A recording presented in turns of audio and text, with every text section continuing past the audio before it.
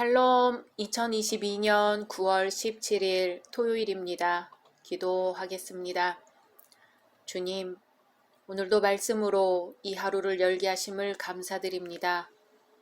사랑하는 주님, 슬픈가 하면 위로를 받고 절망스러운가 하면 소망이 생기고 하루하루 주님의 은혜로 여기까지 왔습니다.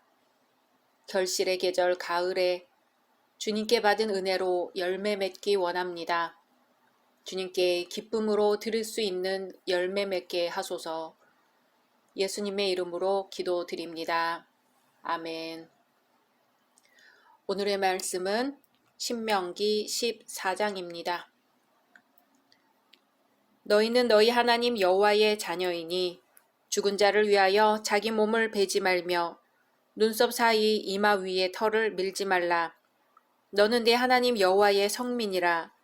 여호와께서 지상 만민 중에서 너를 택하여 자기 기업의 백성으로 삼으셨느니라. 너는 가증한 것은 무엇이든지 먹지 말라.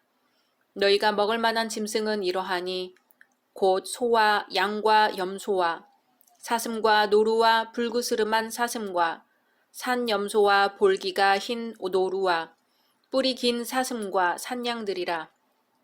짐승 중에 굽이 갈라져 쪽발도 되고 새김질도 하는 모든 것은 너희가 먹을 것이니라. 다만 새김질을 하거나 굽이 갈라진 짐승 중에도 너희가 먹지 못할 것은 이것이니 곧 낙타와 토끼와 사반, 그것들은 새김질은 하나 굽이 갈라지지 아니하였으니 너희에게 부정하고, 돼지는 굽은 갈라졌으나 새김질을 못하므로 너희에게 부정하니 너희는 이런 것의 고기를 먹지 말 것이며 그 사체도 만지지 말 것이니라. 물에 있는 모든 것 중에서 이런 것은 너희가 먹을 것이니 지느러미와 비늘 있는 모든 것은 너희가 먹을 것이요 지느러미와 비늘이 없는 모든 것은 너희가 먹지 말지니 이는 너희에게 부정함이니라.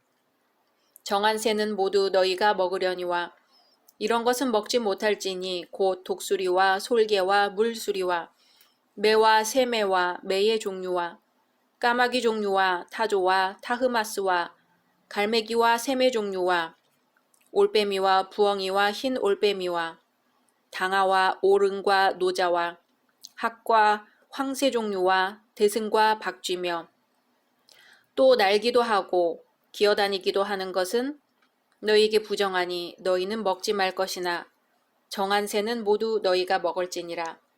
너희는 너희의 하나님 여호와의 성민이라.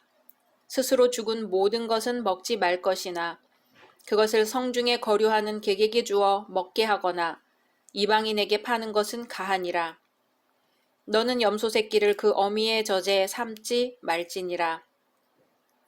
너는 마땅히 매년 토지 소산의 11조를 드릴 것이며 내 하나님 여호와 앞 곧 여호와께서 그의 이름을 두시려고 택하신 곳에서 내 곡식과 포도주와 기름의 11조를 먹으며 또 내 소와 양의 처음 난 것을 먹고 내 하나님 여호와 경외하기를 항상 배울 것이니라. 그러나 내 하나님 여호와께서 자기의 이름을 두시려고 택하신 곳이 네게서 너무 멀고 행로가 어려워서 내 하나님 여호와께서 그 풍부히 주신 것을 가지고 갈 수 없거든.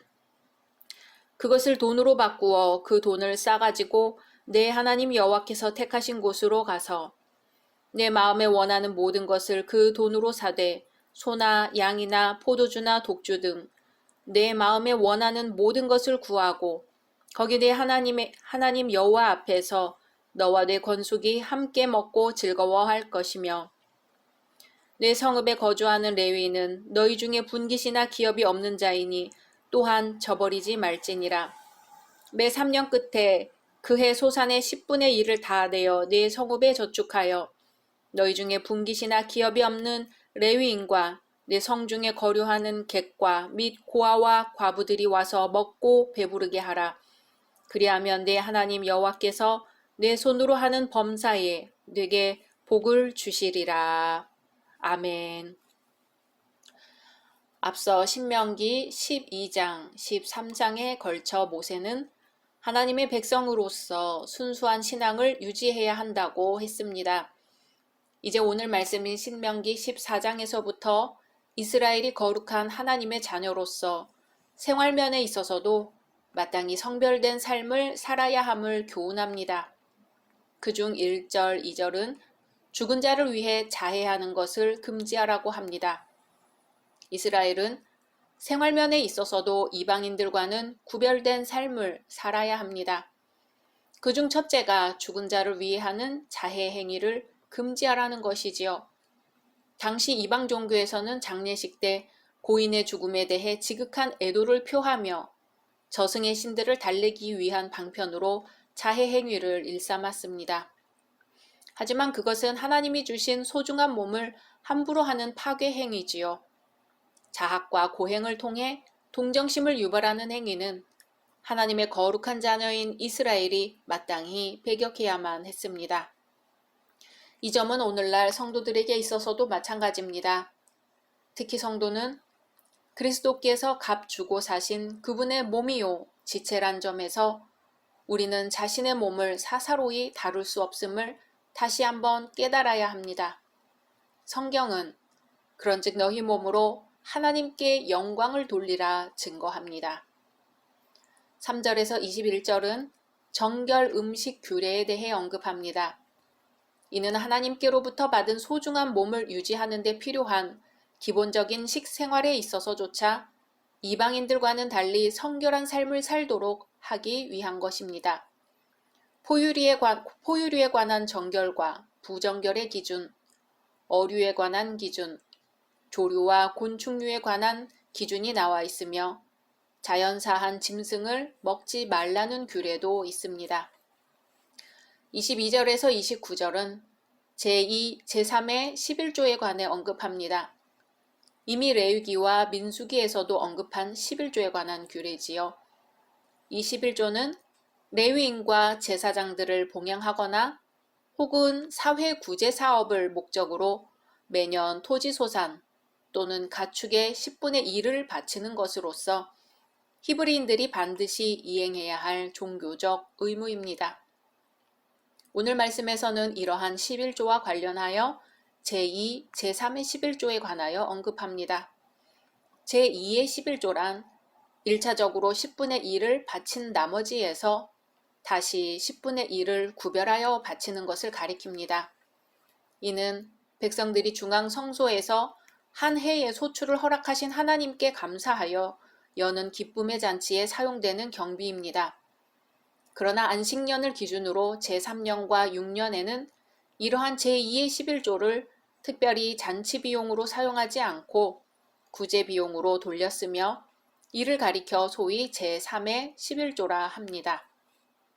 이상에서 우리는 11조는 첫째, 우주 만물 모든 것의 주인이 하나님이심을 인정하는 것이며 둘째, 그분께로부터 받은 바 은혜에 감사하는 것이며 셋째, 이웃 사랑의 도리를 실천하게 하는 규례임을 알 수 있습니다.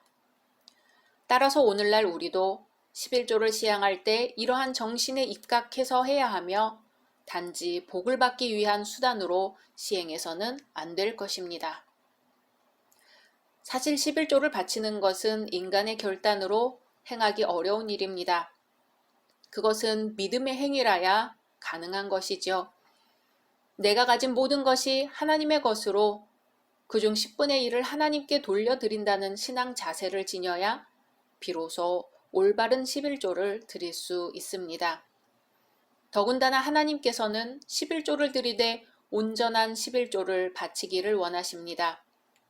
온전한 11조란 10분의 1을 하나님께 드리되 가장 좋은 것을 드리는 동시에 하나님의 청지기로서의 자세를 가지고 기쁨과 자원하는 심령으로 드리는 11조를 말합니다. 하나님은 이스라엘 백성을 과거 애굽의 압제에서 구원하셨으며 광야 40년의 생활을 인도하시고 약속하신 가나안 땅을 허락하셨습니다. 하나님은 온 세상의 창조주요 주관자이시기에 모든 피조물로부터 경배와 찬양을 받으시기에 합당한 분입니다. 이스라엘 백성들에게 있어서 토지 소산의 11조를 드리는 것은 해도 되고 안 해도 되는 일이 아니라 반드시 행해야 할 일이었습니다. 이것은 토지의 주인이 하나님이시며 거기서 나는 모든 식물을 자라게 하시는 이가 하나님이라는 사실에 근거합니다. 하나님의 은혜가 아니면 결코 어떤 소득도 얻을 수가 없는 것이지요. 오늘날 교회가 진정으로 필요로 하는 11조와 헌금은 진실한 마음과 헌신하는 마음에서 비롯된 것이어야 합니다. 그리스도인의 사랑과 헌신으로서 하나님께 물질을 바치는 것은 우리를 영적으로나 도덕적으로 풍요롭게 합니다. 그러므로 우리는 우리가 얻은 소득에서 항상 하나님의 몫을 구별하여 하나님께 바쳐야 합니다. 부모는 그 자녀에게 11조 예물 드림을 교육하고 그 자녀는 또 자신의 자녀에게 그것을 교육하여 영원한 신앙의 습관으로 이어지게 해야 합니다. 우리는 우리가 얻은 소득을 우리의 안락을 위해서 사용하지 않고 하나님의 거룩한 사업을 위해 봉헌함으로써 돈을 우상시하는 것을 막을 수 있으며 마음으로 하나님을 더욱 사랑하고 교회를 유지하며 형제 자매들을 도울 수 있습니다. 죄악 세력에서 우리를 해방시켜 주시고 참 자유를 허락하신 주님의 은혜를 되새기면서 소득의 11조를 기쁨으로 바치며 하나님께서 베푸신 은혜를 기억해야 하겠습니다. 각자 말씀 묵상하신 후 주기도문으로 마치겠습니다.